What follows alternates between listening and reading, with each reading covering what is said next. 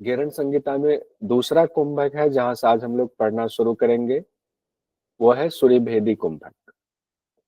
घेरन ऋषि कहते हैं, कथितम सहितम कुंभम सूर्य भेदनकम शृणु, पूर्येत सूर्य नाड्या च यथाशक्ति बहिर्मरुत। कहते हैं सहित कुंभक के बारे में तो मैंने तुमको बता दिया हे चंड कपाली, अब तुम मुझसे सूर्य भेदन के बारे में सुनो। सूर्य भेदन में कहते हैं सूर्य नाड़ी से पूर्येत सूर्य नाड़िया, सूर्य नाड़ी से पूरक करना है, यथाशक्ति बाहर की वायु का बहिर्मरुत, यथाशक्ति बहिर्मरुत यानी जब पूरक करना है तो यथाशक्ति बाहर की वायु का पूरक करना, यानी पूरक पर थोड़ा सा ज्यादा विशेष रूप से जोर दिया गया है कि पूरक भी कैसा करेंगे, आप अपनी शक्ति अनुसार यथाशक्ति कीजिए। फिर उसका धारण करेंगे, मतलब कुंभक लगाएंगे। धारियेत बहु प्रयत्नेन, बहुत ही प्रयत्न पूर्वक कुंभक को धारण करेंगे। और उस दौरान कहा गया है कुंभकेन जालंधरे, जन की जालंधर बंद भी लगाना है, बिना जालंधर बंद के कुंभक नहीं कर रहे हैं। यावत स्वेदम नख केसाभ्याम तावत कुर्वन्तु कुंभकम। कहते हैं जब तक कुंभक तब तक करना है जब तक कि नख से लेकर के बाल तक से पसीना ना आ जाए, तब तक करना है कुंभक। हालांकि ये थोड़ा सा सुन करके लगता है कि अप्रासंगिक बातें हैं, आसान नहीं है, ऐसा शुरुआत में कैसे होगा। तो ये फाइनल स्टेज की बात हो रही होगी, एक एक स्टेज तो नहीं बताएंगे। तो फाइनल स्टेज यहाँ तक ले जाने की बात शायद की जा रही है। तो कहते हैं जब तक नख और बाल से पसीना ना आ जाए तब तक आपको कुंभक का अभ्यास करना है, ये बात कही गई है। हालांकि व्याख्याकारों का कहना है कि इसका अर्थ ये नहीं लगाना चाहिए, इसका अर्थ लगाना चाहिए कि थोड़ा सा परिश्रम से जितना आप करते हैं उससे थोड़ा ज्यादा कर लीजिए। इसीलिए अभ्यास जब भी करेंगे तो गुरु के निर्देशन में करेंगे। और ये जो हम पढ़ रहे हैं ये यूजीसी नेट जेआरएफ के पीएचडी के लिहाज से पढ़ रहे हैं, तो उसमें सिर्फ अकॉर्डिंग टू टेक्स्ट मान करके पढ़ेंगे। उसके बाद सूर्यभेदी में यहाँ तक बात की जा रही है, कुंभक लगा के छोड़ दिया गया है कि कुंभक लगा लीजिए। कुंभक छोड़ना कैसे वो बाद में बात आएगी, लेकिन छोड़ने और लगाने के बीच में कुछ नई चीजें बताई जा रही हैं, जिसमें 10 वायु का जिक्र है। जो 10 प्राण है हमारा, पंच प्राण पंच उप प्राण, उसकी चर्चा सूर्यभेदी प्राणायाम के दौरान ही की गई है, तो वो यहाँ बताया जा रहा है। अब कुंभक लगा के बैठे रहिए, तब तक 10 वायु देख लेते हैं, फिर हम लोग कुंभक कैसे छोड़ना है वो बताएंगे, उसकी चर्चा होगी। कहते हैं प्राणो अपान अपान समानश्च उदान व्यानो तथैव च नागः कुर्मश्चक्रिकलो देवदत्तो धनंजय। घेरन ऋषि कह रहे हैं सुनो, 10 प्राण वायु होते हैं। कौन से हैं? प्राण अपान समान उदान व्यान, नाग कुर्म कृकल देवदत्त और धनंजय। ये 10 उम्मीद है आप लोग मास्टर करके आए हुए हैं, जितने लोग हैं यहाँ पर, और कई लोग कर रहे हैं। तो 10 के 10 याद होगा आपको, इसमें बहुत ज्यादा समय लगाने की जरूरत नहीं है। इसके बारे में घेरन ऋषि आगे कहते हैं, हृदय प्राणो वह नित्य अपानो गुदमंडले समानो नाभि देशे तु उदानः कंठ मध्यमः। कहते हैं कि हृदय प्रदेश में प्राण का क्षेत्र माना जाता है, वहां प्राण की प्रधानता होती है, प्राण बहता है। और अपान जो है गुदामंडल में कार्य करता है, यानी गुदामंडल में जो प्राण है उसका नाम कहा गया अपान है। हृदय प्रदेश में जो प्राण वायु है उसका नाम प्राण है। समानो नाभि देशे, कहा गया है कि जो नाभि प्रदेश में वायु है, प्राण वायु है, उसका नाम समान है। उदानः कंठ मध्यमः, जो कंठ के पास वायु कार्य कर रही है प्राण वायु, उसका नाम उदान है। व्यानो व्याप्त शरीरे, और जो पूरे शरीर में वायु व्याप्त है जिस रूप में, उसको व्यान कहा गया है।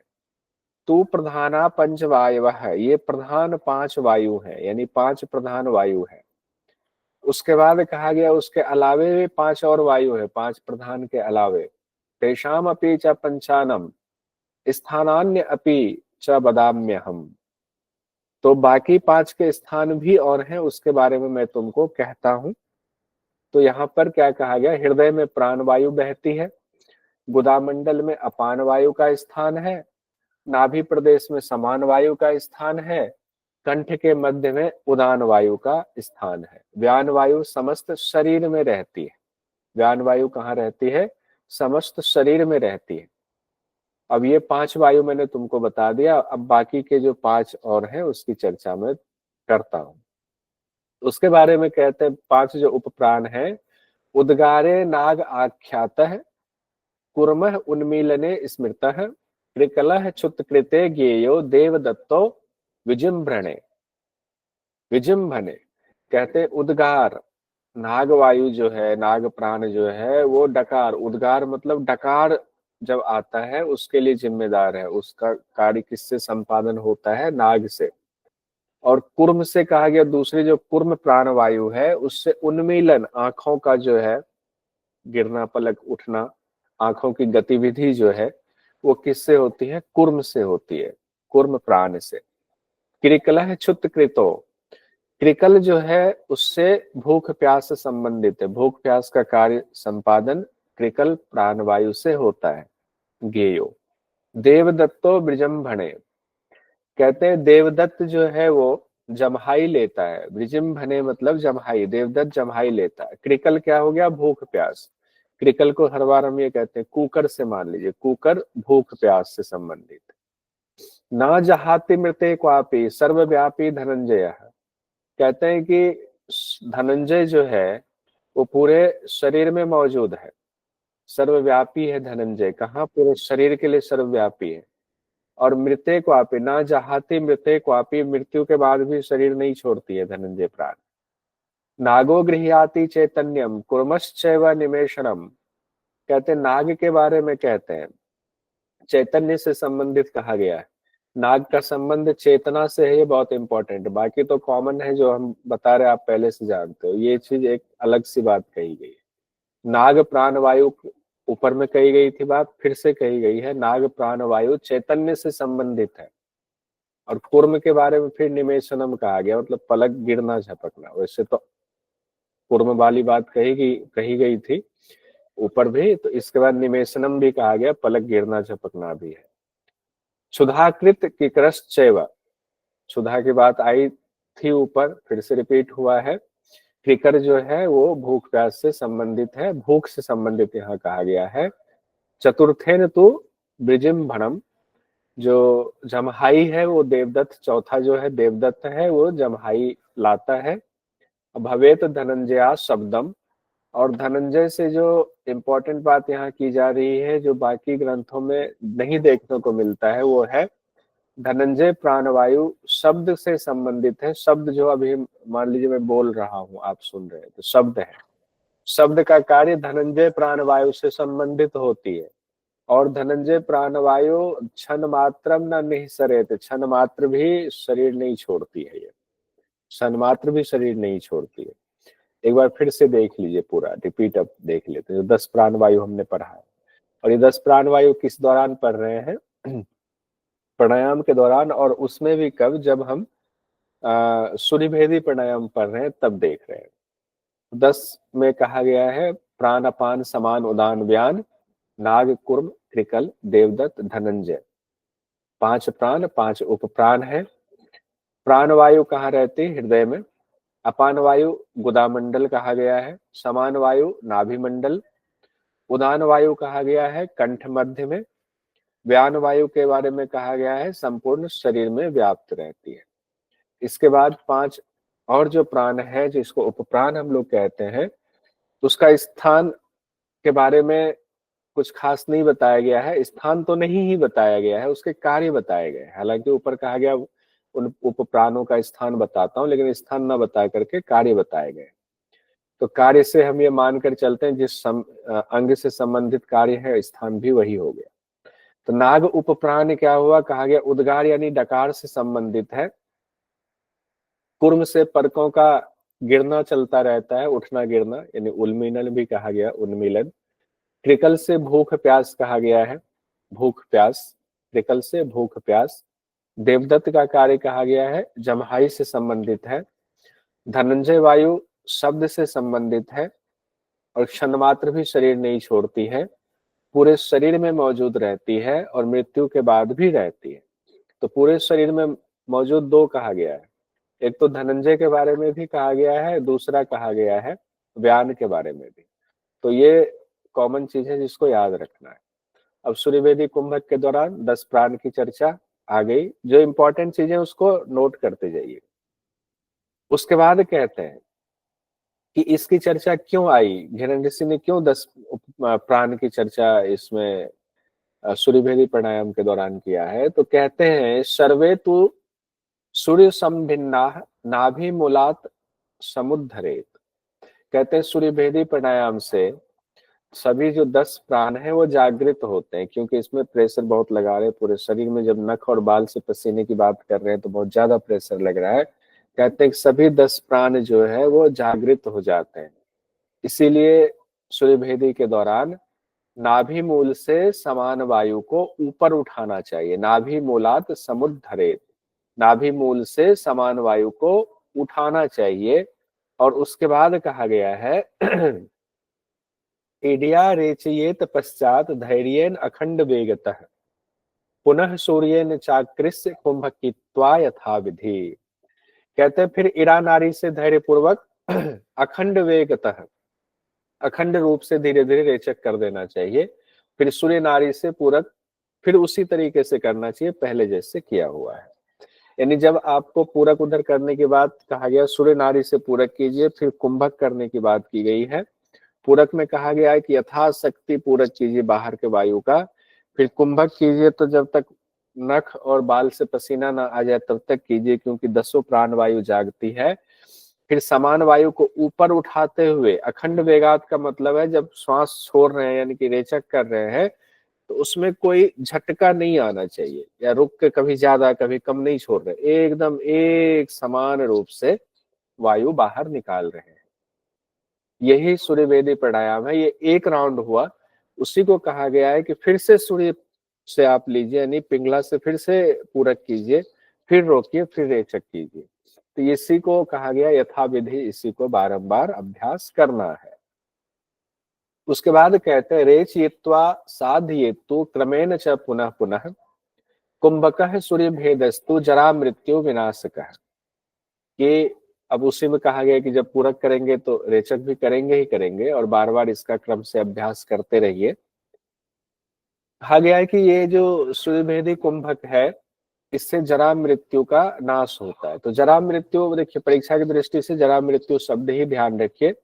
व्याख्या की दृष्टि से आप सब लोग जानते हैं कि कॉलेजेस में जो प्रोफेसर्स पढ़ाते हैं बड़े बड़े विद्वान होते हैं, संस्कृत के विद्वान होते हैं, योग के विद्वान होते हैं, प्रकांड, तो वो इसकी संपूर्ण व्याख्या आपको कर चुके हैं, जिसमें से कई चीजें निकलकर सामने आती हैं। जरा मृत्यु का अर्थ ये नहीं है बुढ़ापा और मृत्यु खत्म हो जाएगा, ऐसा होगा तो हर योगी शरीर के साथ रहना चाहिए।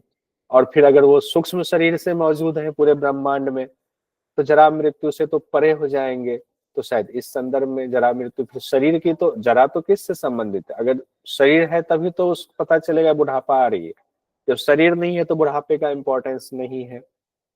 लेकिन परीक्षा की दृष्टि से हम इसी को पढ़ेंगे, जरा मृत्यु का नाश करने वाला है, ये ध्यान रखना है। और ज्ञान की दृष्टि से आप कॉलेज से पढ़कर आए हुए हैं। और क्या कहा गया है, बोधियेत कुंडलिनी शक्ति देहाग्नि च विवर्धयेत इति ते कथितम चंद सूर्य भेदन उत्तमम। एक तो जरा मृत्यु विनाश कहा ही गया, जरा मृत्यु का नाश होता है। बोधियत कुंडलिनी शक्ति, कुंडलिनी शक्ति का बोध होता है, मतलब कि उसका जागरण होता है। और देह की अग्नि बढ़ती है, देहाग्नि च विवर्धयेत। तो 3 फायदे हो गए सूर्य भेदी के। कौन कौन से हो गए, जरा मृत्यु का नाश हो गया, कुंडलिनी का जागरण हो गया, देह की अग्नि बढ़ती है। अब इतनी देर कुंभक लगाएंगे तो इससे ध्यान कीजिएगा अग्नि ऐसे बढ़ जाएगी। इतनी देर कुंभक लगाएंगे तो ध्यान रखिए अग्नि बढ़ेगी तो कुंडलिनी जो है छटपटा करके वो जागेगी। ऐसे कुछ निमोनिक दिमाग में सेट कीजिए, कुछ जोड़िए इससे योग से। 2 चीजें होगी, जरा मृत्यु, कुंडलिनी जागरण हो गया, जरा मृत्यु का नाश ऐसे ही हो गया। तो ये 3 फायदे बताए गए हैं सूर्यभेदी में। पूरा सूर्यभेदी एक साथ देख लीजिए। सूर्य नारी से बाहर की वायु का पूरक, जालंधर बंद के साथ यथाशक्ति आप कुंभक नहीं, बहुत ही प्रयत्न के साथ कुंभक, तब तक जब तक कि बाल और नख से पसीना ना आ जाए। फिर क्या करना, इस दौरान क्या होता है, 10 प्राण वायु जागृत होते हैं। फिर नाभि मूल से समान वायु को उठाना चाहिए। फिर ईरा नाड़ी से बाई नासिका से धैर्य पूर्वक अखंड रूप से रेचक कर देना चाहिए। इसी अभ्यास को पुनः पुनः क्रम से करेंगे, पुनः पुनः करेंगे। और फल में 3 फल बताया गया, जरा मृत्यु का नाश, कुंडलिनी जागरण, देह की अग्नि प्रज्वलित होती है। अब आगे बढ़ते हैं, तीसरे पर आते हैं। पहला क्या था, पहला कौन सा कुंभक हम लोगों ने पढ़ा था, कल पढ़ा था, सहित सहित कुंभ। दूसरा पढ़ा सूर्यभेदी, तीसरा है उज्जयी। तो सहित, सूर्यभेदी, उज्जयी। तो इसमें देखते हैं उज्जयी में क्या कहा गया है। नासाभ्याम वायुमाकृष्य मुख्य मध्ये च धारयेत, हृद गलाभ्याम समाकृष्य वायु वक्त्रे च धारयेत। कहते हैं दोनों नासिका से पूरक करेंगे। नासाभ्याम वायु आकृष्य, दोनों नासिका से वायु का आकर्षण करेंगे, खींचेंगे। मुख मध्य च धारयेत, मुख के मध्य में धारण करेंगे। देखिए यहाँ जो उज्जयी बताया गया ना, बिल्कुल डिफरेंट है। आप सोचोगे तो कुछ लगेगा कि कुछ मिसिंग है, और वो क्या मिसिंग है, कहाँ से कुछ कनेक्शन जुड़ रहा है, तो अंदाजा नहीं लगाना है अपने से, कोई अंदाजा लगाने की जरूरत नहीं है। गुरु ढूंढिए और वहां से इसका अर्थ समझिए। परीक्षा की दृष्टि से जो लिखा है एज इट इज वही पढ़ना है। क्या है, दोनों नासिका से पूरक किया, मुख के मध्य में कह रहे धारण कीजिए। हृदय गलाभ्याम समाकृष्य, हृदय और गला से कहते हैं वायु का फिर से समाकृष्य मतलब पूरक कीजिए वायु का। वक्त्रे च धारयेत, मुंह में धारण कीजिए।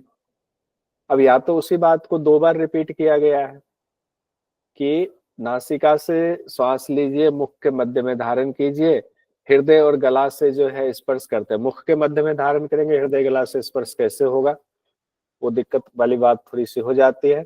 कहते हैं हृदय गला से फिर से खींचिए, और फिर कह रहे हैं कि वक्त्रे च धारयेत, तो मुंह में धारण कीजिए।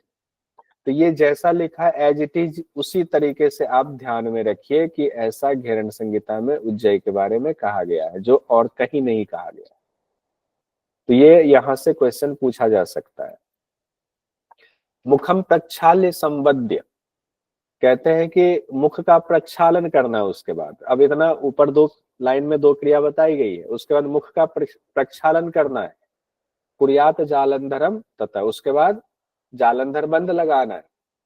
प्रक्षालन का अर्थ अब 2 होता है, एक होता है धोना, एक होता है खाली करना, भी व्याख्याकार कहते हैं। लेकिन लिखा हुआ मुख का प्रक्षालन कीजिए, फिर जालंधर बंद लगाइए। आसक्ति कुंभकम कृत्वा धारयेत विरोधतः, और उसके बाद कुंभक भी करना है अपनी क्षमता अनुसार। कहा गया है धारयेत विरोध, विरोध पूर्वक कुंभक ना करें, लेकिन कुंभक करना है अपनी क्षमता अनुसार। यहाँ पर कुंभक कहा गया, यथाशक्ति कुंभक कहा गया है। उसके बाद कहते हैं उज्जयी कुंभकम कृत्वा सर्व कार्याणि साधयेत, ना भवेत कफ रोगस्य क्रूर वायु अजीर्णकम।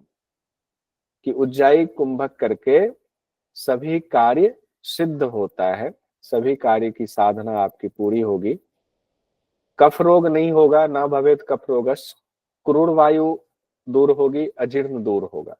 फायदा देख लीजिए क्या क्या कहा जा रहा है, फायदा बहुत ज्यादा है। फायदे से संबंधित सवाल अभी तक आया है, विधि से संबंधित सवाल नहीं आया हुआ है।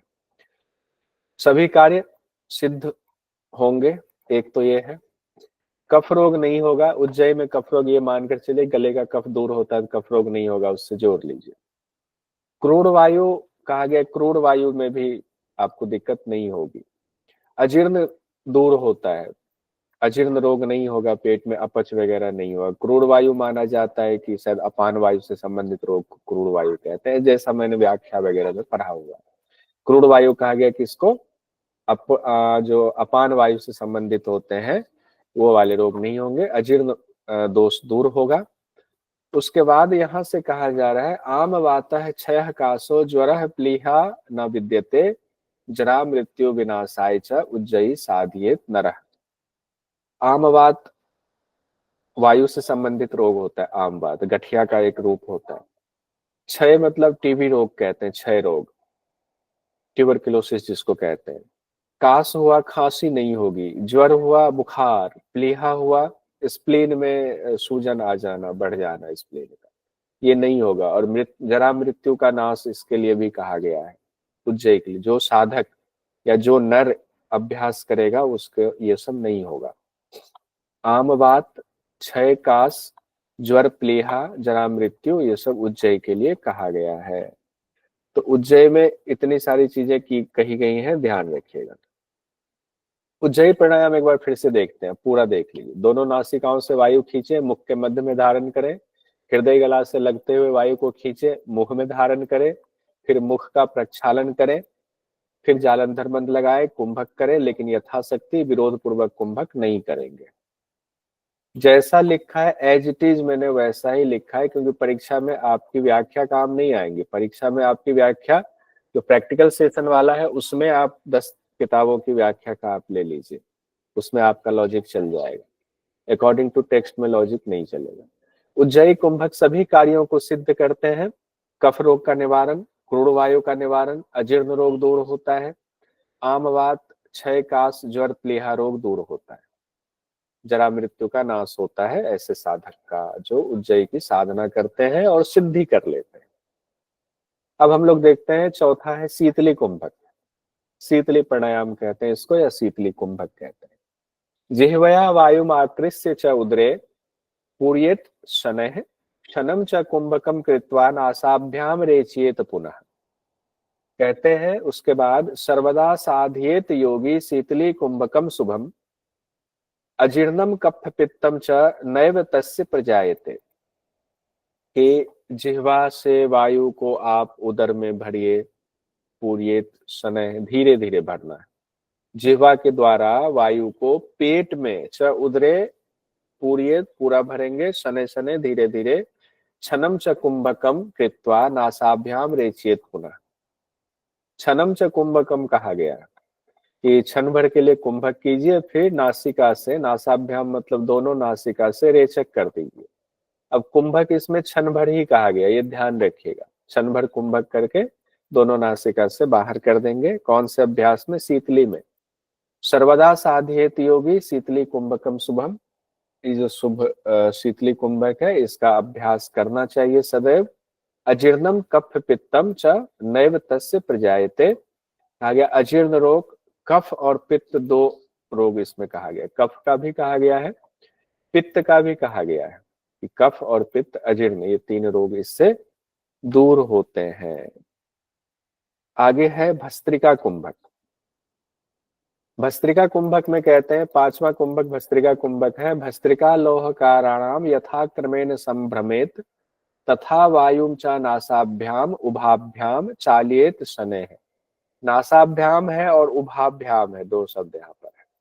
कहते हैं भस्त्रिका लोहकाराणाम, लोहकाराणाम मतलब जैसे लोहार अपने भाथी को चलाता है अग्नि प्रज्वलित करने के लिए, लोहे को गर्म करने के लिए, उसी तरीके से यथाक्रम आप अपने श्वास को चलाएं।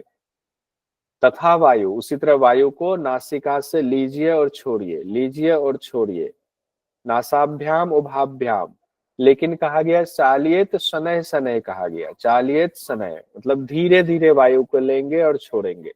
भस्त्रिका कुंभक में ये बात की गई है। घेरण संहिता में धीरे धीरे कितनी बार करेंगे? कहते हैं एवं विंशति बारम च कृत्वा कुर्याच्च कुंभकम। कहते हैं 20 बार ये क्रिया कीजिए, 20 बार लेना है, छोड़ना है, धीरे धीरे 20 बार वायु का संचालन कीजिए। फिर कहा गया है उसके बाद कुंभकम, कुंभक करेंगे। तदंते चालियेद वायुम पूर्वोक्तम च यथाविधि, फिर उसी प्रकार से वायु का संचालन करेंगे जैसे पहले किया था। यानी कि एक बार में 20 बार लेंगे, फिर कुंभक करने की बात आती है। तो कुंभक कर रहे हैं तो फिर से वायु लेंगे, तो उसके लिए जो है फिर लेना देना छोड़ दिया। फिर उसके बाद कहते हैं कि ये कितनी बार इस तरह से अभ्यास करेंगे? त्रिवारम साध्येन देनम भस्त्रिका कुंभकम सुधि ना च रोगो ना क्लेश आरोग्यम च दिने दिने। कहते 3 बार इस तरह से करेंगे। 20 बार का एक राउंड कुंभक, फिर 20 बार का एक राउंड कुंभक, फिर 20 बार का एक राउंड कुंभक। त्रिवारम साध्येन देनम, ये 3 बार करना है। कौन सा? भस्त्रिका कुंभक को। क्या होगा फायदा? कोई रोग नहीं होगा, नाचो रोगो नाचो क्लेश, कोई क्लेश नहीं होगा। और आरोग्यता आएगी दिनों दिनों, मतलब दिनों दिन आप अभ्यास करते जाइए, आपको आरोग्यता आती जाएगी। एक बार फिर से एक साथ पूरा भस्त्रिका देख लीजिए। जैसे लोहार की धौकनी क्रम से चलती है, उसी प्रकार श्वास को धीरे धीरे वायु को लेना है, छोड़ना है। 20 बार वायु का संचालन करके कुंभक करना है, फिर उसी प्रकार 20 बार वायु का संचालन करके फिर कुंभक। इस तरह से 3 बार, ये 3 सेट में आपको अभ्यास करना है। फल में रोग नहीं होगा, क्लेश नहीं होगा। दिन ब दिन आप करते जाएंगे तो आरोग्यता बढ़ेगी, यानी शरीर निरोगी हो जाएगा। यहाँ पर हो गया। अब ये एक चीज देख लीजिए, हष्टप्रदिविगा में हम लोगों ने पढ़ा था, भस्त्रिका के दौरान वहां कहा गया था वेग पूर्वक श्वास लेना है, और घेरन संहिता में क्या कहा गया है, धीरे धीरे श्वास लेना। वहां क्या कहा गया, यथैव लौह कारेण भस्त्रा वेगेन चालियेत कहा गया। ठीक है, अब आते हैं छठे कुंभक पर हम लोग, जिसका नाम है भ्रामरी कुंभक। घेरन ऋषि क्या कहते हैं घेरन संहिता में राजा चंड कपाली से, अर्धरात्रे गते योगी जंतुनाम शब्द वर्जिते कर्णोपिधाय हस्ताभ्याम कुर्यात पूरक कुंभकम। कहते हैं आधी रात को योगी को ये अभ्यास करना चाहिए, और आधी रात की स्थिति का वर्णन किया गया है कि उस स्थिति में क्या होता है, जी जंतुनाम शब्द वर्जिते, किसी की भी आवाज नहीं आती। अर्धरात्रि क्या होता है, सारे शब्द निशब्द हो जाते हैं, किसी जीव जंतु की आवाज नहीं आती।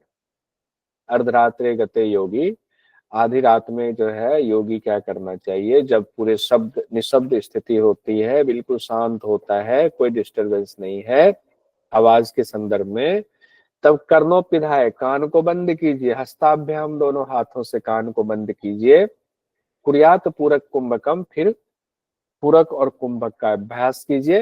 यानी इसमें श्वास लेने की बात कही गई है, पूरक कुंभक का अभ्यास कीजिए, कान को बंद कीजिए, और उसके बाद कहा गया पूरक करके कुंभक कीजिए। श्रुणुयाद दक्षिणे करने नादम अंतर्गतम शुभम, और दाहिने नाद को सुनने की कोशिश कीजिए, उस शुभ नाद को दाहिने कान से सुनने की कोशिश कीजिए। प्रथमम झिल्लिका नादम वंशी नादम ततः परम। कहते तब क्या होगा, पहले झिल्ली की आवाज सुनाई देगी, फिर वंशी की आवाज सुनाई देगी, झिंगुर की, झिल्ली मतलब झिंगुर की आवाज सुनाई देगी, फिर वंशी की आवाज सुनाई देगी। अब भ्रामरी प्राणायाम में यहाँ तो ये बात लिखा ही नहीं गया हुआ है कि भ्रमर की आवाज निकालनी है, कहीं लिखा है, यहाँ पे नहीं लिखा है। लेकिन ऐसा नहीं है कि घेरन ऋषि नहीं कहते हैं कि भ्रमर की आवाज निकालनी। आप कहेंगे तो फिर आप अपनी तरफ से क्यों व्याख्या जोड़ रहे हो, जब आप हमेशा कहते हो व्याख्या नहीं जोड़ना है, क्यों जोड़ रहे हो, आपका ये सवाल हो सकता है। तो मैं अपनी तरफ से नहीं जोड़ रहा हूं, ये जब आप जाएंगे समाधि वाले उसमें अध्याय में, तो समाधि अध्याय में भ्रामरी से एक समाधि लगती है, बस अभी बस नॉक कर रहा हूं, ध्यान रखिए। वहां पर भ्रामरी की बात फिर से की गई है, और तब भ्रामरी के बारे में जो बात यहाँ नहीं कही गई है वो बात वहां जोड़ी गई है। तो हम लोग जो चूंकि स्टूडेंट है तो हमें दोनों को कनेक्ट करना चाहिए। यहाँ भ्रमर नाद की बात नहीं कही है, लेकिन वहां पर भ्रमर नाद की बात कही गई है तो भ्रामरी के लिए ही ना, तो उसको जोड़ लेंगे। लेकिन इंटरव्यू के लिहाज से कभी आप जाए, कोई पूछे तो आप कह सकते हैं प्राणायाम प्रकरण में जहां पर चर्चा है वहां भ्रामरी नाद की बात नहीं की गई है, समाधि वाले में की गई है। जैसे कि आप हठ प्रदीपिका पढ़ रहे थे, खेचरी मुद्रा की चर्चा आई थी, खेचरी जहां पर चर्चा थी वहां पर बहुत कुछ छिपाया गया था, और बाद में जब खेचरी मुद्रा की बात फिर से आई थी दोबारा, जहां शांभवी मुद्रा की भी चर्चा थी, वहां खेचरी के बारे में बहुत सारी बातें और की गई हठ प्रदीपिका में, 2 पार्ट में बात की गई है। यहाँ पर भी वैसे ही है। तो कहते हैं जब आप नाद सुनोगे भ्रामरी के दौरान, तो पहले झिल्ली की आवाज सुनाई देगी, फिर बंशी की आवाज सुनाई देगी, फिर कहते हैं मेघ झरझर भ्रमरी घंटा कास्यम ततः परम तुरी भेरी मृदंगा दिनी नाद नेक दुदुम्भे। मेघ झरझर भ्रमरी, मेघ की आवाज आएगी, झरझर नाद मतलब कोई झरना गिर रहा हो, भ्रमरी, भ्रमर की आवाज आपको सुनाई देगी, घंटे की आवाज सुनाई देगी, घंटा कास्यम, कासे के घंटे की आवाज सुनाई देगी, तुरी भेरी मृदंग, तुरी जो वाद्य यंत्र है, भेरी वाद्य यंत्र है, मृदंग वाद्य यंत्र है, आदि आदि निनाद तुदुम्भी, आदि आदि आवाज आपको, दुदुम्भी वगैरह की आवाज आपको सुनाई देगी। एवं नाना विधो नादो जायते नित्यम अभ्यसात अनाहतस्य शब्दस्य तस्य शब्दस्य यो ध्वनि।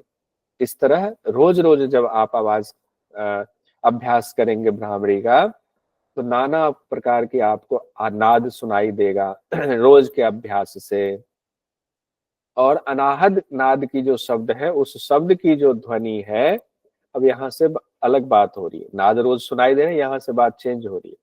अनाहतस्य शब्दस्य तस्य शब्दस्य यो ध्वनि ही ध्वनेर अंतर्गतम ज्योति ज्योतिर अंतर्गतम मनः तन मनो विलियम याति तद विष्णु परम पदम एवं भ्रामरी संसिद्धि समाधि सिद्धिम आपनुयात। अब यहाँ पर बहुत इंपॉर्टेंट परीक्षा की दृष्टि से है, विष्णु के परम पद की बात आई है, तो इसको देखिए।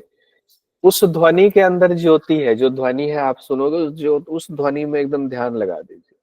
उस ध्वनि के अंदर ज्योति है, ज्योति के अंदर मन का वास कीजिए, और मन का वहां पर लय हो जाता है। जब मन वहां लय हो जाएगा तो विष्णु के परम पद की प्राप्ति वही हो जाएगी आपको। यानी भ्रामरी की सिद्धि होने पर भी समाधि की सिद्धि होती है, विष्णु के परम पद की प्राप्ति होती है, समाधि की सिद्धि हो जाती है। जैसा कि हमने कहा, भ्रामरी प्राणायाम यहाँ अधूरा है, आगे समाधि प्रकरण में इसका पूरा अभ्यास बताया गया है। अब एग्जाम में आता, विष्णु के परम पद की प्राप्ति घेरण संगीता के किस अभ्यास के दौरान बताया गया है? इसमें बताया गया है भ्रामरी भ्रामरी में बताया गया। एक बार जितना पढ़ा है उसको देख लीजिए। अर्धरात्रि को वातावरण जब शांत हो, सभी जीव जंतुओं के शब्द भी अब ना आते हो, योगी दोनों कानों को बंद कीजिए, पूरक और कुंभक कीजिए, दाहिने कान से आवाज सुनिए, शुभ नाद को सुनिए। सबसे पहले झिंगुर की ध्वनि को सुनिए, उसके बाद वंशी नाद की आवाज आएगी आपको, फिर मेघ झरझर नाद की आवाज, फिर भमरे की आवाज, फिर कांसे के घंटे की आवाज आएगी, उसके बाद तुरी भेरी मृदंग आदि की आवाज आएगी, फिर निनाद और नगाड़े दुदुम्भी की आवाज आएगी। और उसके बाद कहा गया अब रोज रोज अभ्यास करेंगे तो अनेक अनेक नादों की अनुभूति होगी। फिर कहा गया नाद की ध्वनि में ज्योति है, ज्योति में मन का वास है, इस प्रकार वहां मन लय हो जाता है, तो विष्णु का परम पद वहीं पर है, विष्णु के परम पद की आपको प्राप्ति होती है। यही भ्रामरी, विष्णु के परम पद की प्राप्ति हुई तो मान लीजिए भ्रामरी सिद्धि हो गई, सीधी सी बात। फिर कहा गया जपा दष्ट गुणम ध्यानम ध्याना दस गुणम तप दष्ट गुणम तपः तपसो अष्ट गुणम गानम गानात परम नहीं। कहते हैं जप से 8 गुना ज्यादा ध्यान है, ध्यान से 8 गुना ज्यादा तप है, तप से 8 गुना ज्यादा गान है, यानी नाद है। उस गान से ऊपर कुछ भी नहीं है, उस गान से ऊपर कुछ भी नहीं। गान मतलब यहाँ नाद से कहा गया है। जप जो करते हैं ना ध्यान, उससे 8 गुना ज्यादा फायदा है।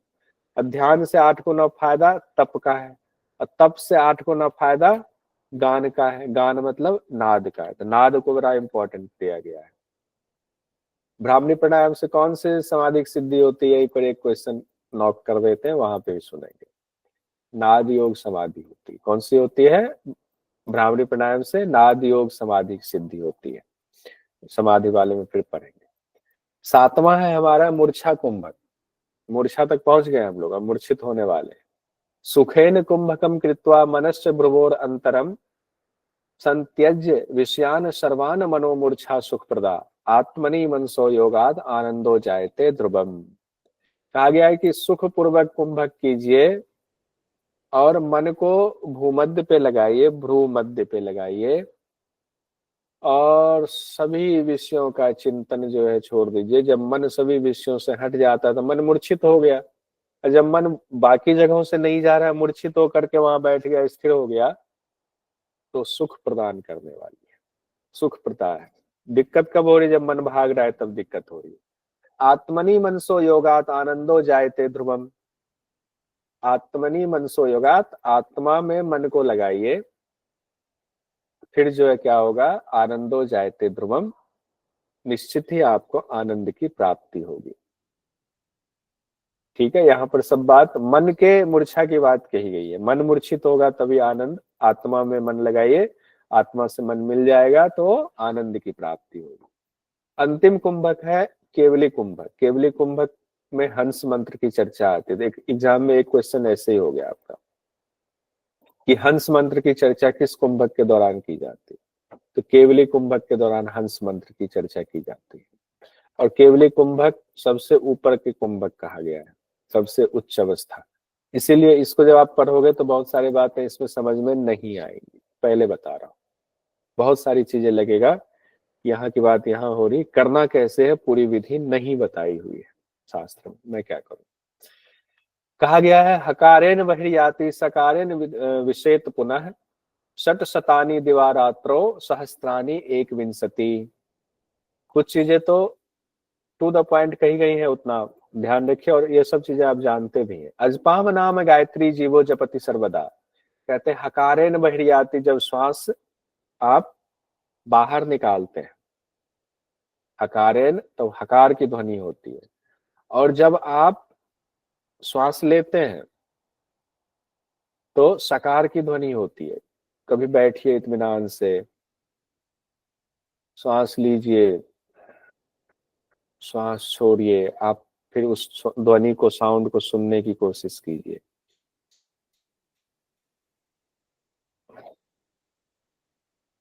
आपको एहसास होगा छोड़ते समय हकार की ध्वनि आ रही है, लेते समय सकार की ध्वनि आ रही है, उसी को हंस मंत्र कहा गया। और घिरन ऋषि कहते हैं कि 24 घंटे में ये ध्वनि चलती रहती है अपने आप, जिस पर कभी हम ध्यान नहीं ले जाते। कितना कितना है, कहते हैं 21,600 बार ये चलता है। कितनी बार? 21,600 बार। हर जगह हर ग्रंथ में यही बात कही गई है। इसी को अजपा गायत्री, जो अपने आप चलता रहता है, अजपा गायत्री नाम कहा गया, जो जीव हमेशा सर्वदा जपता रहता है। जीव, ये जो जीवात्मा हमारे अंदर है ना, ये श्वास लेता छोड़ता रहता है हमेशा, और 24 घंटे में 21,600 बार लेता छोड़ता है। 24 घंटे में 21,600 बार। इसकी अगर गणना करेंगे तो आएगा 1 मिनट में तकरीबन 15 बार ये निकल कर आता है कैलकुलेशन। ये अजपा गायत्री है, जीव हमेशा जपता रहता है। अब आगे कहते हैं मूलाधारे यथा हंस तथा ही हृदय पंकजे तथा नासा पुट द्वंदे त्रिभी हंस समागम है। अब यहां से एग्जाम की दृष्टि से इंपॉर्टेंट है। कहते हैं कि मूलाधार में हंस का आना जाना होता है, उसी तरह हृदय कमल में होता है, उसी तरह दोनों नासिकाओं में होता है। यानी कि ये जो हंस, हंस मतलब हंस मंत्र, जो अभी अचपा गायत्री जिसको कहा गया, जिसको हकार और सकार कहा गया, उसी को हंस मंत्र एक शब्द में कहते हैं। तो हंस मंत्र मूलाधार तक कहता है कि वहां तक आना जाना हंस मंत्र का होता है। उसी तरह हृदय में भी हंस मंत्र का आना जाना चलता रहता है। उसी तरह दोनों नासिका से चूंकि श्वास लेते हैं, दोनों नासिका में भी चलता रहता है हंस मंत्र का। तो हंस मंत्र का 3 जगह पर स्थान बताया गया है ये एग्जाम की दृष्टि से। कहा? मूलाधार, हृदय और नासापुट, इन 3 जगहों पर वायु का आना जाना होता रहता है। वायु मतलब हंस मंत्र का। इन 3 जगहों पर हमेशा हंस मंत्र का जाप चलता है। परीक्षा की दृष्टि से बन गया सवाल आपका। मूलाधार, हृदय, नासिका पुट। नासिका पुट मतलब दोनों नासिका। किन 3 जगहों पर है? मूलाधार, हृदय कमल, दोनों नासिका। कंप्लीट हो गया। अब आगे देखिए एग्जाम की दृष्टि से और कुछ बातें महर्षि घिरन ऋषि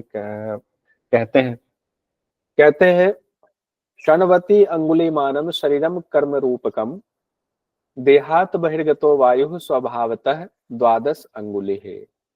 गायने 16 अंगुल्यो भोजने विंशति तथा चतुर्विश अंगुली पंथे निद्रायाम 63 अंगुली मैथुने 37 युक्तम व्यायामे च चतो ततो अधिकम अपिकम। सॉरी,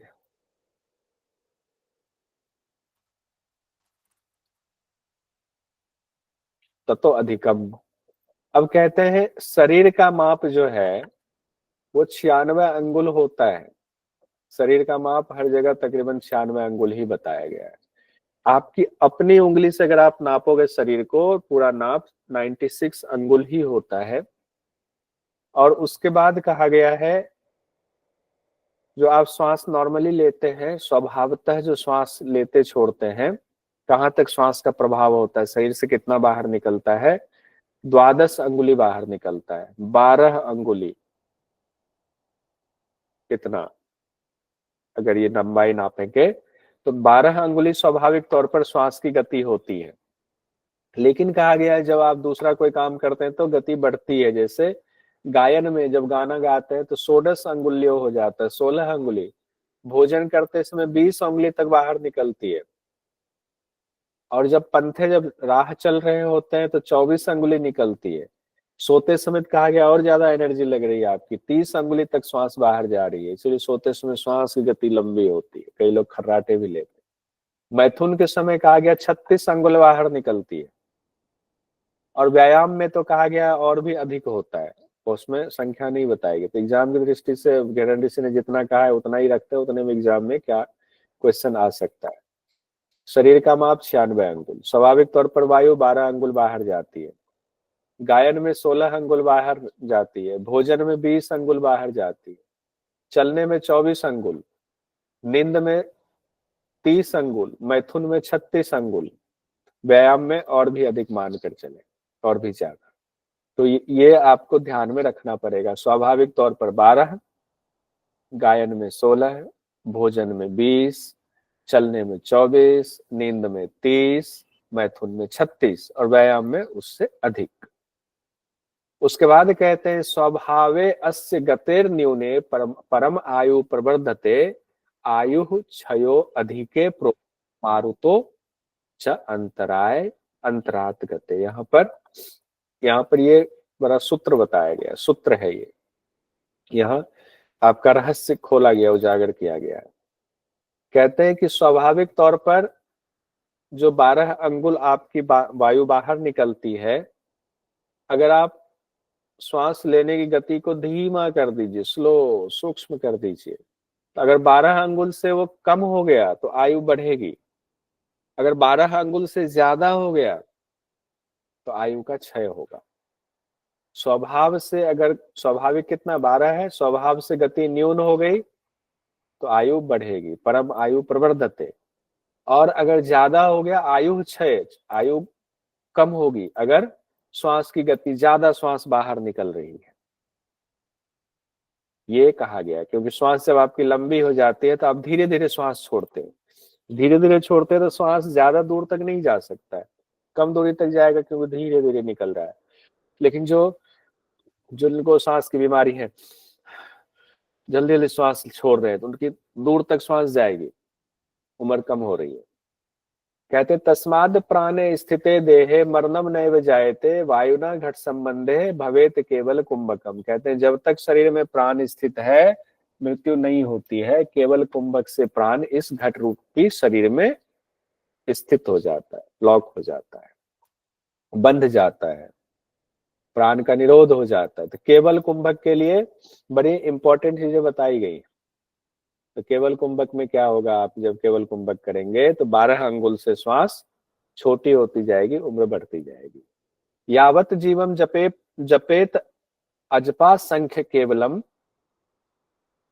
अध्यावधि धृतम संख्या विभ्रमम केवली कृते। कहते हैं जब तक जीवन है मनुष्य अजपा का जाप करता रहता है, 21,600 बार तो चलता ही रहता है और चलता ही रहेगा। केवली कुंभक जब आप करते हैं तो इसकी संख्या में परिवर्तन हो जाता है। अभी कितना है 21,600 बार, लेकिन जब केवली कुंभक करते हैं तो इसकी संख्या में परिवर्तन हो जाता है, ये कम हो जाएगा। 21,600 बार फिर नहीं होगा, फिर कम हो जाएगा। अतएव ही कर्तव्य है केवली कुंभको नरेह केवली च अजपा संख्या द्विगुना च मनो उन्मनी। कहते इसीलिए मनुष्य का कर्तव्य है कि केवली कुंभक करना चाहिए, केवली कुंभक का अभ्यास कीजिए, सीखिए। केवली कुंभक और कहा गया मनो उन्मनी समाधि में अजपा की संख्या का दोगुना फल होता है।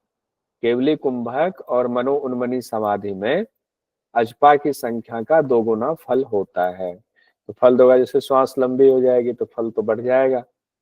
कहते नासाभ्याम वायुमाकृष्य केवलम कुंभकम चरेत एकाधिक चतुष्षष्ठिम धारियेत प्रथमे दिने। मोटा मोटा विधि बताई जा रही है केवल कुंभक की एक तरह से। कहते नासाभ्याम दोनों नासिका से पूरक कीजिए, केवल कुंभक कीजिए, केवल कुंभकम चरेत केवल कुंभक कीजिए। प्रथम दिन 1 से 64 बार तक श्वास प्रश्वास को धारण कीजिए। 1 से प्रथम दिन कितनी बार कहा गया है?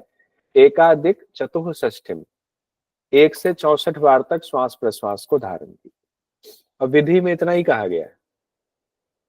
अब आप इसके 10 अनुमान लगाते रहिए, लगा सकते हैं, बहुत सारे लोग लगाएंगे। इसका मतलब कि धीरे धीरे श्वास लेने की बात कर रहे हैं, धीरे धीरे श्वास छोड़ने की बात कर रहे हैं। संख्या एग्जाम की दृष्टि से पहले दिन कहा गया है 1 से 64 तक श्वास प्रश्वास को धारण कीजिए, इतना कहा गया। लेकिन सिर्फ इतना ही नहीं होगा कि श्वास लेना है धीरे धीरे छोड़ना, इसमें जरूर कुछ और बात है जो छिपी हुई है। उसके बाद कहते हैं केवलिम अष्टधा कुर्याद यामे यामे दिने दिने अथवा पंचधा कुर्याद यथा तत्कथयामि ते प्रातः मध्याह्न सायने मध्य रात्रे चतुर्थके त्रिसंध्यम अथवा कुर्यात सममाने दिने दिने। यहाँ पर कुछ छूट दी जा रही है।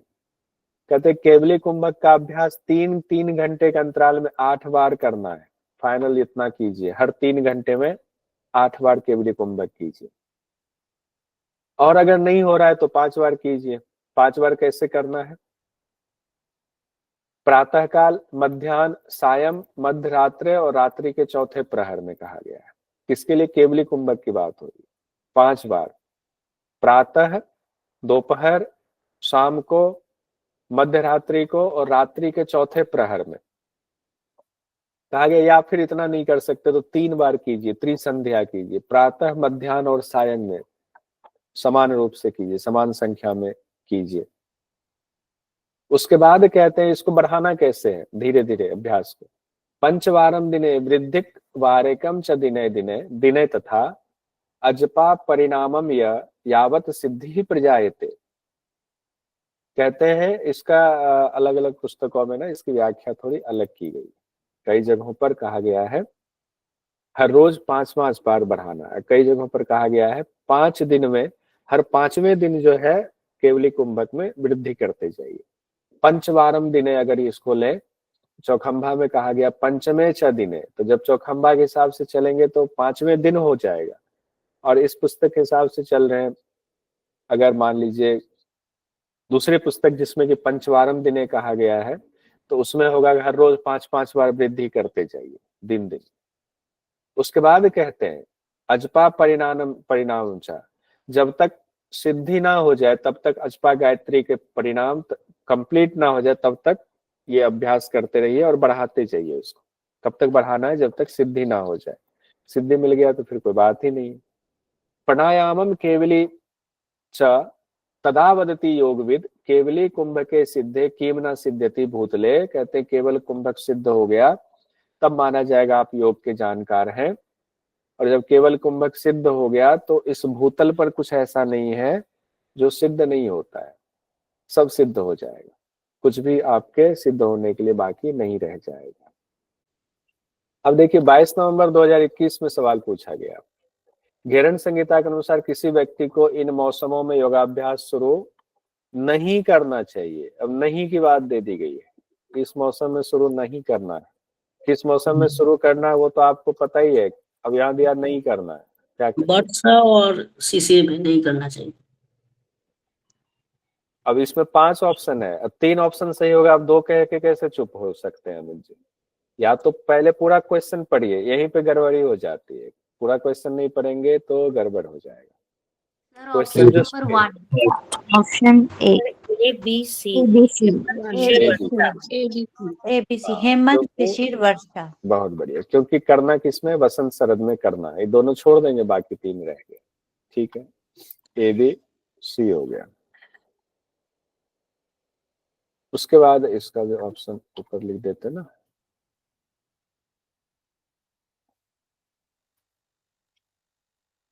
चौथा। उसके बाद ये क्वेश्चन इसी साल का है, इसी में पूछा गया है 2 नवंबर 21 का। ये आप लोगों ने किया भी था। घेरन संहिता में अष्ट कुंभक का उल्लेख कहाँ पर है? इसको क्या माना जाएगा? इसका जवाब हम लोगों ने देखा था। सही उत्तर क्या था इसका बताइए? 45 46 तीसरा दोनों माना जाएगा। 45, 46 दोनों आंसर एनटीए ने कहा था सही है। उसके बाद नवंबर 21 का ये, किस पुस्तक में सगर्भ और निगर्भ कुंभकों का उल्लेख मिलता है? सगर्भ निगर्भ में, सगर्भ निगर्भ किस पुस्तक? ये आपका सही उत्तर आ गया, घेरन संहिता। अब हम लोग आते हैं कि कई बार तो एक ही साल में बहुत सारे क्वेश्चन पूछ दिए जाते हैं। दिसंबर 2019 में घेरन संहिता के अनुसार निम्नलिखित में से कौन से भोज्य पदार्थ किसी योगाभ्यासी के लिए अपथ्य है? अब घेरन संहिता में अपथ्य कहा गया है, अब बताइए आप लोग जरा। अब यहाँ पर इसका आंसर दीजिए। मुर्ग, चना, कुलथ, मसूर।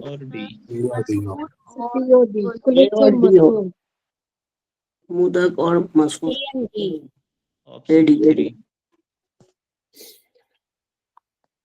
कुलथ और मसूर होना चाहिए, यही ना, सी और डी सेकंड। क्योंकि ऊपर हम लोगों ने पढ़ा था, जहाँ था ना मुद्ग और चनक आदि का तुष्वर्जितम शब्द कहा गया था, छिलका हटा करके मूंग और चना खाने की बात की गई थी। क्या कह रहे हैं कि भोज्य पदार्थ अपथ्य है, तो अपथ्य तो मूंग चना नहीं कहा गया, मूंग चना तो खाने की बात कही गई है तुष्वर्जित करके। तो कुलथ और मसूर बिल्कुल सही आंसर आपको दूसरा। यहाँ उसी समय सवाल पूछा गया, 2 सवाल पूछा गया दिसंबर 2019 में इसी से रिलेटेड, मतलब कि अच्छा ये दूसरा नीचे आएगा।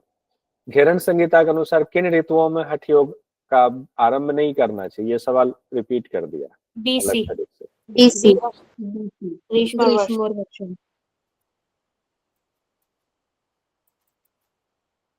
नहीं करना चाहिए, ग्रीष्म और वर्षा। बी और सी किसमें है? फोर्थ में बी और सी नहीं करना चाहिए। ठीक है, सब लोग इसमें है ना, एक मत, किन्हीं को कंफ्यूजन होगी तुरंत बताइएगा कि नहीं समझ में आया। जो लोग यूट्यूब देख रहे हैं वो मैसेज में मारिएगा आंसर, मैसेज बॉक्स में। अब देखिए, घेरन संहिता के अनुसार नारी शुद्धि के प्रकार हैं। घेरन संहिता में नारी शुद्धि कौन कौन से प्रकार है बताइए? समनु और निर्मल। फर्स्ट वाला समनु और निर्मनु, तो ए और बी हो जाएगा। कितना आसान सवाल है, पहला वाला उत्तर समनु निर्मनु। अब ये देखिए, दिसंबर 2018 में पूछा गया, घेरन संहिता के अनुसार निम्नलिखित में से कौन से आहार द्रव्य पथ्य है? एक तो आहार में जो है द्रव्य वाला यहाँ पर लाया गया है, यानी जो द्रव्य वाले सिर्फ उसी आहार की चर्चा की जा रही है। थर्ड, घृत और नवनीत। धृत नवनीत।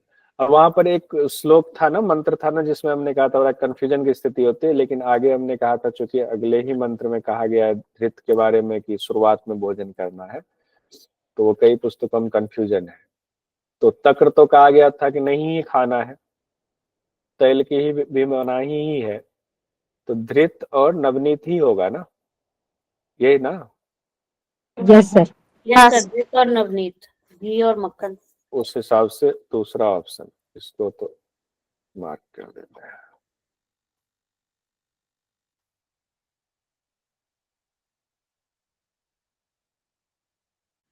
आगे पूछा गया उसी साल है, कब का है ये? दिसंबर 18 में। घेरन संहिता के अनुसार निम्नलिखित में से कौन से आहार द्रव्य अपथ्य है? अब लीजिए, पहले पथ्य पूछ दिया, अब अपथ्य पूछ रहे हैं। लीजिए, अपथ्य भी कह ही दीजिए, पढ़ लीजिए अच्छे से सवाल। क्या बात, जल्दी सेकंड एंड फोर्थ। थोड़ा सा तो समय लीजिए।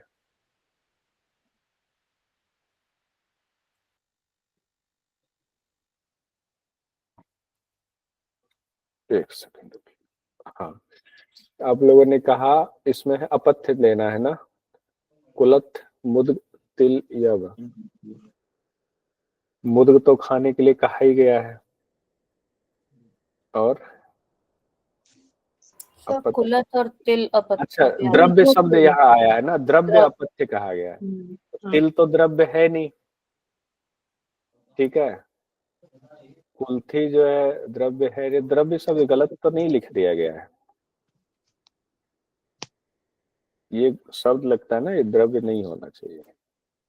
आहार अपथ्य कहा गया है, तो इसमें कौन सा होगा जो अपथ्य है, बताइए। कुलथ और तिल।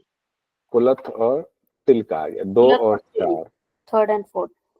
थर्ड एंड फोर्थ, तो ये ऑप्शन हो गया आपका तीसरा वाला। 2 and 4, 2 and 4, third and fourth नहीं। हाँ, तीसरा Third आंसर option. हो गया, तीसरा आंसर हो Correct. गया। करेक्ट। 2 और 4 वाला, ठीक है, कंफ्यूजन तो नहीं है ना, ठीक। अब देखिए जुलाई 2018 में पूछा गया, घेरन संहिता के अनुसार योगाभ्यासी के लिए कौन से खाद्य पदार्थ वर्जित होने चाहिए? सर ACD, कुष्मांड, लकुच, कुल। क्योंकि पटोल तो परवल हो गया, वो तो पथ्य में है। तो पटोल तो खाना है, हाँ, बी नहीं होना चाहिए। तो बी तो तीनों में जो हटा देंगे तो ACD होगा, राइट। पटोल तो खाना है। अच्छा, आपने इस हिसाब से देखा, इसमें भी बी है, इसमें भी बी है, इसमें भी बी है, एक यही यस सर। तरह बिना बी वाला, ठीक है। यस ये भी एक तरीका है कि आपको मार्क करने का। दुश्मन कहाँ छिपा हो सकता है? अच्छा, इस घर में भी नहीं, उस घर में भी नहीं, उस घर में भी नहीं, नहीं पता है तो ऐसे ढूंढ रहे, ठीक है। घेरन संहिता के अनुसार प्राणायाम के अभ्यास के दौरान निम्नलिखित को उचित क्रम में व्यवस्थित कीजिए। ऊपर वाले में कहीं कंफ्यूजन तो नहीं था ना? हाँ सर, एक बार बता दीजिए।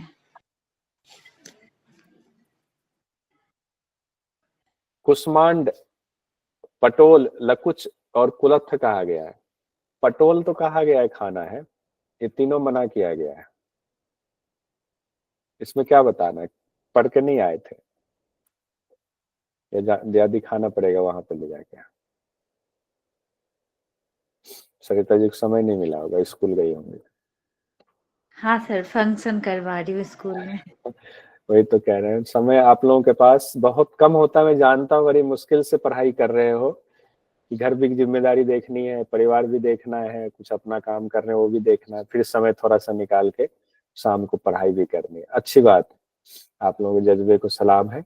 देखिए, पटोल एक सिर्फ कहा गया है, पटोल खाना है, बाकी तीनों मना किया गया है। तो जो फॉर्मूला निकला था ना कि पटोल जिसमें है वो नहीं होगा उसको छोड़ करके, तो तीसरे में नहीं था, तो ये एक फॉर्मूला निकाला इसके आंसर को निकालने का। अगला सवाल है, घेरन संहिता के अनुसार प्राणायाम के अभ्यास के दौरान निम्नलिखित को उचित क्रम में व्यवस्थित कीजिए। मिताहार, स्थान, नाड़ी शोधन और काल, ये हम लोगों ने पढ़ा हुआ था शुरुआत में और हमने फॉर्मूला भी बताया था। स्थान, काल, सर, मिताहार, नाड़ी शोधन। BAC, third option sir. Third option, yes. Third option. पहले स्थान, फिर आप कह रहे हैं काल, फिर मिताहार, फिर नाड़ी फिर शोधन। मिताहार, फिर नाड़ी शुद्धि, नाड़ी, फिर एंड में प्राणायाम दिया नहीं है। फिर प्राणायाम। बहुत सुंदर, तीसरा ऑप्शन सही है, ठीक। उसके बाद है नवंबर 2017 में पूछा गया, निम्नलिखित ऋतुओं को शिशिर से प्रारंभ करते हुए उचित क्रम में व्यवस्थित करें। ग्रीष्म, शिशिर, वर्षा, वसंत और शरद।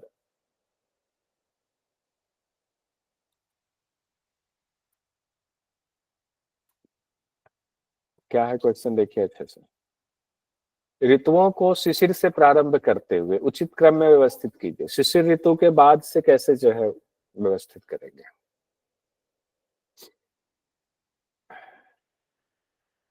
सो फोर्थ ऑप्शन। अंतिम ऋतु कौन सी है? ऋतु को ध्यान कीजिए, आंख बंद करके उस दिन कराया था। शरद।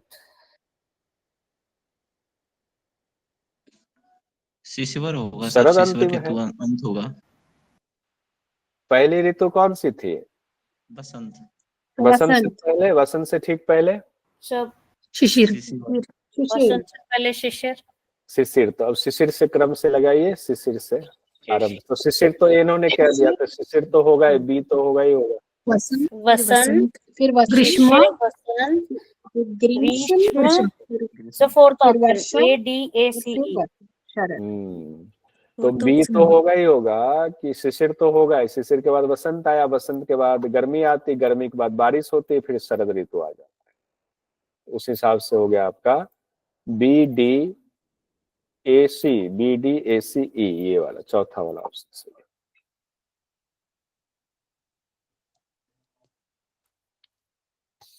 उसके बाद ये क्वेश्चन पूछा गया था, प्राणायाम के पूर्व अनुपालन करने हेतु घेरन ऋषि द्वारा वर्णित निम्नलिखित अभ्यासों को उचित क्रम में व्यवस्थित कीजिए। ये सवाल देखिए रिपीट हो रहा है। मिताहार, काल, नाड़ी शुद्धि, स्थान। बहुत आसान है, दे दीजिए जवाब, डायरेक्ट ही बता काल, दीजिए। मिताहार, नाड़ी शुद्धि। डी कौन सा option? D A C first option sir. D B A C D B S, first option. D B S first option. चलिए कर दिया फर्स्ट ऑप्शन। यहाँ हमारे पीवाईक्यू कंप्लीट हो गए घेरन संहिता से रिलेटेड। कुछ क्वेश्चन ऐसे भी है, तो ये सिंपल क्वेश्चन है। सगर प्राणायाम पूरक के दौरान किस देवता का ध्यान करें, बता ही दीजिए, कर ही लेते हैं 2-4 मिनट। म्यूट पे बोल हुए ब्रह्मा, ब्रह्मा, विष्णु और रेचक करते हुए ब्रह्मा, विष्णु और महेश। ठीक है, तो इससे रिवीजन हो जाएगा। पूरक के दौरान बीज मंत्र क्या है?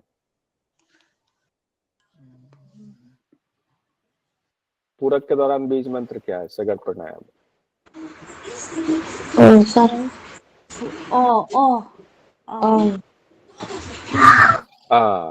बाकी लोग प्रसाद ग्रहण कर रहे थे कल, प्रसाद में आकार खा गए।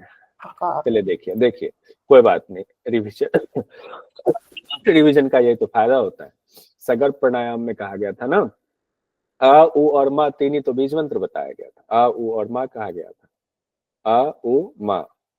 सगर प्राणायाम के दौरान, कुंभक के दौरान उकार बीज मंत्र, और सगर प्राणायाम में रेचक के दौरान मकार बीज मंत्र। ठीक है। पूरक के देवता किनको बताया गया है? रुद्र। ब्रह्मा। कुंभक के देवता विष्णु। रेचक के देवता शिव जी। यहाँ जो है ना, पूरक के देवता में नाम नहीं था, लेकिन जो विशेषता दी गई थी ना, अवर्ण वर्णकम, तो वो ब्रह्मा भगवान के लिए ही होता है। पूरक के देवता का वर्ण क्या है?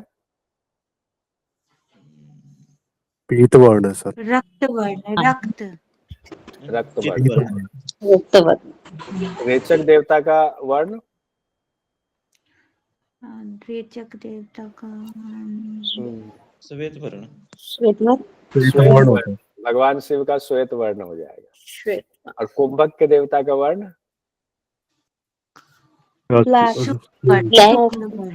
विष्णु भगवान काले हैं ना। श्वेत होगा। नहीं, कुंभक में तो शुक्ल वर्ण। अरे हद हो गई।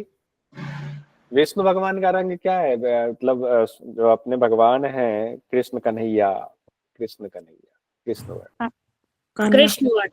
जब आपने रेचक में कहा शुक्ल वर्ण, तो शुक्ल वर्ण 2 जगह थोड़ी होगा। कृष्ण कन्हैया के वर्ण जो है कृष्ण ही है, भगवान कृष्ण वर्ण। कृष्ण वर्ण। चलिए, ये अभ्यासक्रम तो 2 बार आ ही चुका है। स्थान, काल, समय, मिताहार, नाड़ी शुद्धि। नाड़ी शोधन की कितनी विधि बताई गई है? 2। कौन कौन से? समनु, निर्मनु। समनु, निर्मनु कैसे करते हैं? निर्मनु मंत्र के साथ करते हैं, बीज मंत्र। धोती कर्म से। सॉरी, हाँ, धोती कर्म से। सरिता जी, आपको यही याद करा दूंगा, ऐसे तो आप पढ़ोगे नहीं, समय मिलेगा नहीं। यही याद कर। सर मैं भूल गई थी। हाँ वही, इसीलिए तो यही तो याद कराना है। यहाँ पे एग्जाम में भूलेंगे तो कोई टोकने आएगा? यहाँ तो टोकेंगे ना, यहाँ याद हो जाएगा। भोजन के दौरान वायु शरीर से कितनी अंगुल बाहर निकलती है? भोजन के दौरान 20। देखिए मैसेज में भी आ रहा, राम वल्लभ जी ने लिखा। निद्रा के दौरान कितना है? 30। निद्रा के दौरान 30।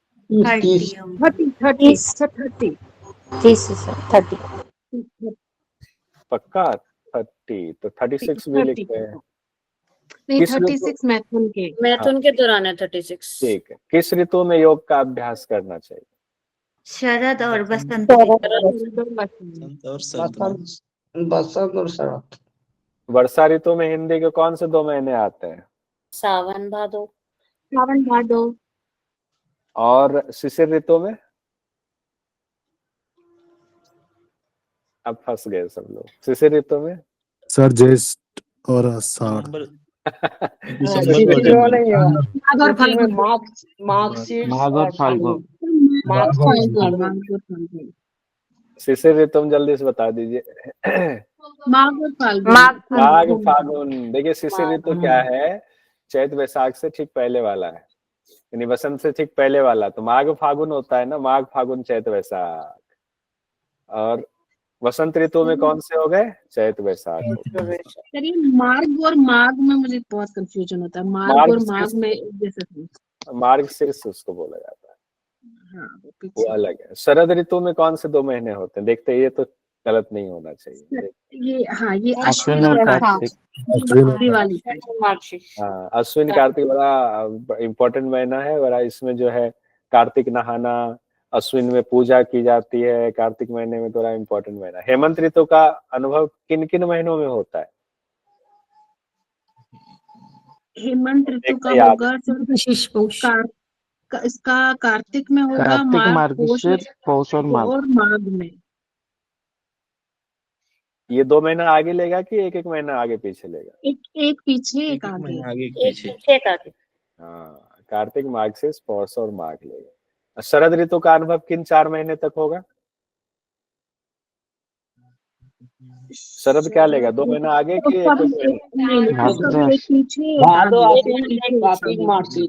भादो आश्विन कार्तिक मार्गशीर। उसका भादो, फिर अश्विन, कार्तिक और माघ। ठीक है, बढ़िया। यहाँ पे ये है ना, आपका ये देख लीजिए चार्ट। अच्छा, जमहाई से संबंधित कौन सा है? देवदत्त। शब्द से संबंधित कौन सा वायु है? शब्द से धनंजय। धनंजय। डकार से संबंधित नाग, फुफकार मारता है ना, नाग फुफकार मारता है, डकार। पलकों का गिरना उठना, कूर्म। भूख प्यास, ठीक है। क्षण मात्र भी शरीर नहीं छोड़ता है। किन 3 जगहों पर अजपा गायत्री का मंत्र चलता है? मूलाधार, हृदय कमल, दोनों नासिका। दोनों नासिका।